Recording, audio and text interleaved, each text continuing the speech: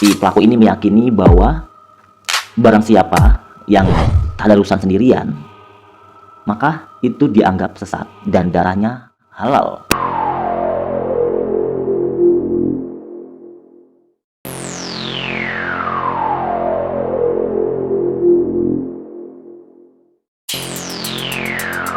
Eh, Pembahasan kita kali ini ya, di tanggal 27, tepatnya di bulan Maret ini ya, itu ada lagi sebuah kasus yang tentu sangat sedih ya mendengarnya ya. Pelakunya ini adalah anak kandung dari korban, yaitu ibunya sendiri ya.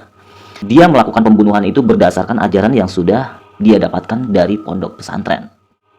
Kan ini benar-benar nggak masuk akal ya.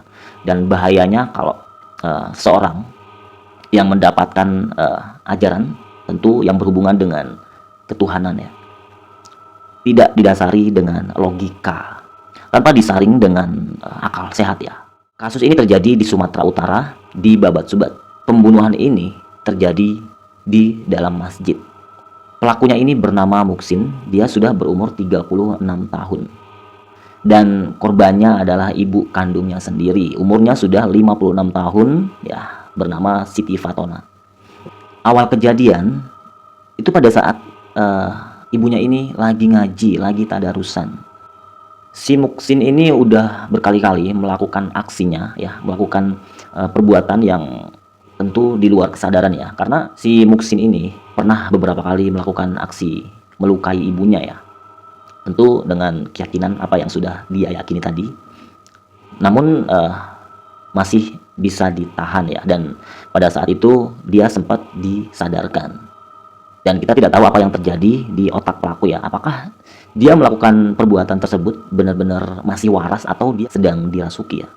Yang pasti dia pernah digagalkan oleh masyarakat yang ada di situ pada saat dia mau melakukan aksinya. Nah, awal mula kejadiannya ini Muksin datang ke masjid pada saat dia mendengar ibunya lagi tadarusan.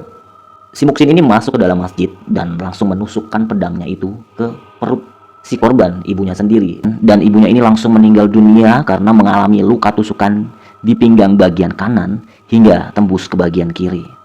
Nah, pada saat itu suami korban atau ayah dari Muksin ini, Mishabul Munir, yang usianya juga sudah 60 tahun, yang juga merupakan ayah dari pelaku, juga ikut terkena luka bacokan saat berusaha nolong istrinya. Dan si Munir ini berhasil selamat karena kabur saat menyelamatkan diri dari amukan si Muksin ini. Setelah membunuh ibu kandungnya dan melukai ayahnya, pelaku kemudian pulang dengan tetap memegangi pedangnya. Warga bersama aparat kepolisian Polsek Babat Subat datang ke lokasi untuk mengamankan pelaku. Sesudah si Muksin ini membunuh ibunya, polisi pun mendatanginya di rumahnya ya. Pada saat itu Muksin sedang berada di kamar. Polisi pun berusaha untuk membujuk ya agar si Muksin ini menyerahkan diri. Namun pada saat didekati, Muksin ini kembali berontak dan menuju ke dapur rumah. Di dapur, pelaku hendak menusuk pedang ke anggota yang sudah menunggunya. Namun berhasil digagalkan karena ada tas yang melindungi anggota. Dan para polisi pun terpaksa mengambil tindakan tegas dan terukur dengan menembakkan kaki si Muksin ini. Dan pada saat si Muksin ini terjatuh, dan pada saat itu pedangnya itu masih dipegangnya, Muksin ini kembali membacok kaki polisi yang ingin mengamankan dia. Pelaku pun berhasil diamankan setelah dilakukan tindakan tegas dan terukur dari kepolisian. Pelaku langsung dilakukan perawatan terhadap luka yang dialaminya. Setelah dirawat, pelaku kemudian dilakukan pemeriksaan. Dan pada saat itu dia kembali sadar dan merasa menyesal kalau apa yang dilakukannya itu ternyata salah ya.